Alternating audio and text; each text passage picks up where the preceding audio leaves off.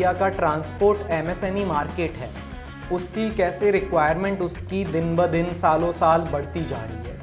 तो अगर हम इस मार्केट की बात करें तो ये 40 लाख करोड़ से भी बड़ा मार्केट है।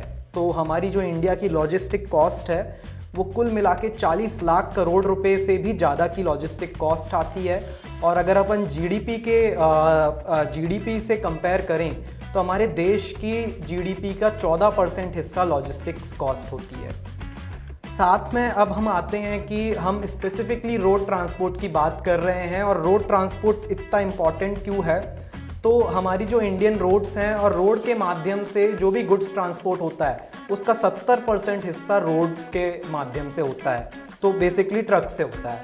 इसलिए हमारे लिए ट्रकिंग और रोड ट्रांसपोर्ट बहुत इम्पॉर्टेंट एक सब्जेक्ट बन जाता है।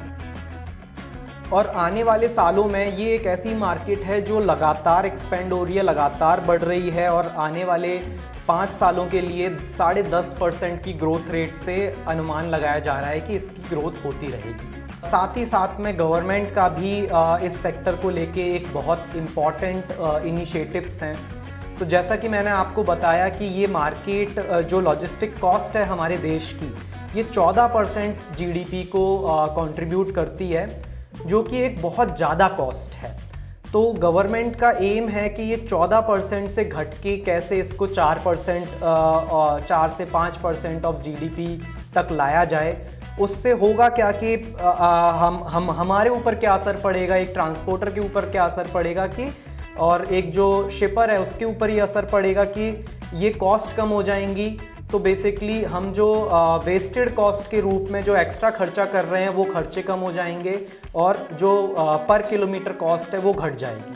ये सबको ध्यान में रखते हुए जो न्यू एज टेक्नोलॉजीज़ हैं उन पे बात करना एक बहुत ही इम्पॉर्टेंट सब्जेक्ट बन जाता है, क्योंकि बिना टेक्नोलॉजीज़ के ये जो हमारे टारगेट हैं, जो गवर्नमेंट के जो टारगेट हैं, इनको पूरा कर पाना थोड़ा सा इम्पॉसिबल हो जाता है। तो आज का टेक्नोलॉजिकल युग है और हमको वो टेक्नोलॉजीज़ पे बात करनी चाहिए।